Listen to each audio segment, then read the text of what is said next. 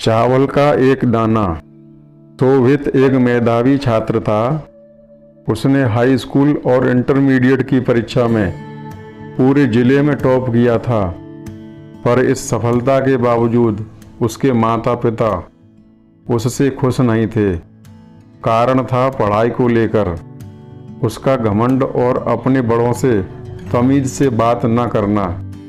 वह अक्सर ही लोगों से ऊंची आवाज में बात किया करता और अकारण ही उनका मजाक उड़ा देता।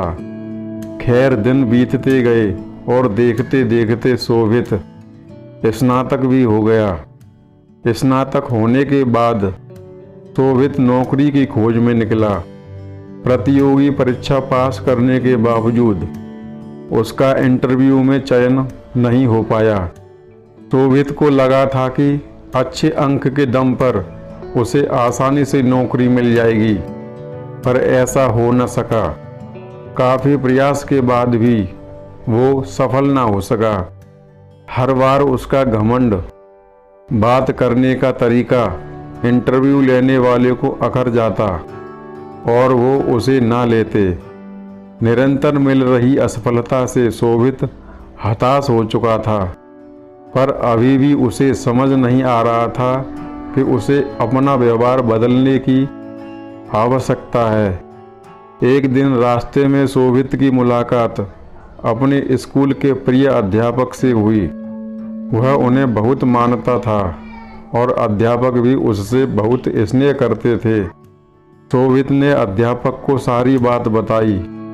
चूंकि अध्यापक शोभित के व्यवहार से परिचित थे, तो उन्होंने कहा कि कल तुम मेरे घर आना, तब मैं तुम्हें इसका उपाय बताऊंगा। शोभित अगले दिन मास्टर साहब के घर गया। मास्टर साहब घर पर चावल पका रहे थे। दोनों आपस में बात ही कर रहे थे कि मास्टर साहब ने शोभित से कहा, जाके देख के आओ कि चावल पके कि नहीं। शोभित अंदर गया। उसने अंदर से ही कहा कि सर, चावल पक गए हैं, मैं गैस बंद कर देता हूँ। मास्टर साहब ने भी ऐसा ही करने को कहा। अब शोभित और मास्टर साहब आमने सामने बैठे थे। मास्टर साहब शोभित की तरफ मुस्कुराते हुए बोले, शोभित, तुमने कैसे पता लगाया कि चावल पक गए हैं?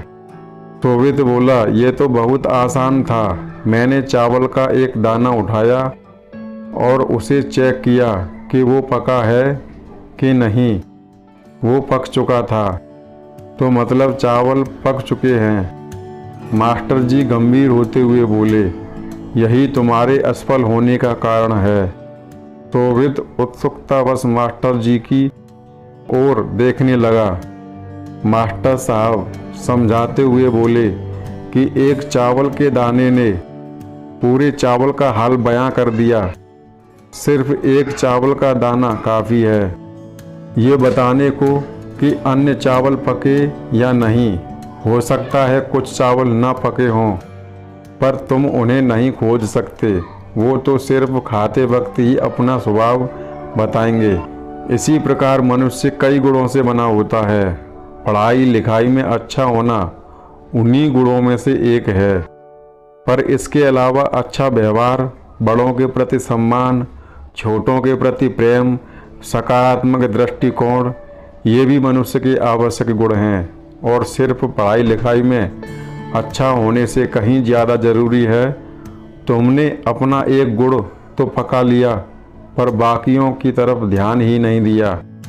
इसलिए जब कोई इंटरव्यू लेता है तो तुम उसे कहीं से पके और कहीं से कच्चे लगते हो, और अधपके चावलों की तरह ही कोई इस तरह के कैंडिडेट्स भी पसंद नहीं करता।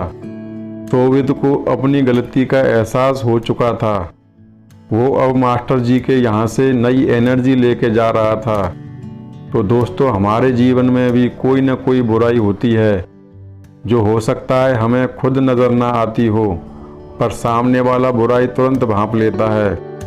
अतः हमें निरंतर ये प्रयास करना चाहिए कि हमारे गुणों से बना चावल का एक एक दाना अच्छी तरह से पका हो, ताकि कोई हमें कहीं से चखे उसे हमारे अंदर पका हुआ दाना ही मिले।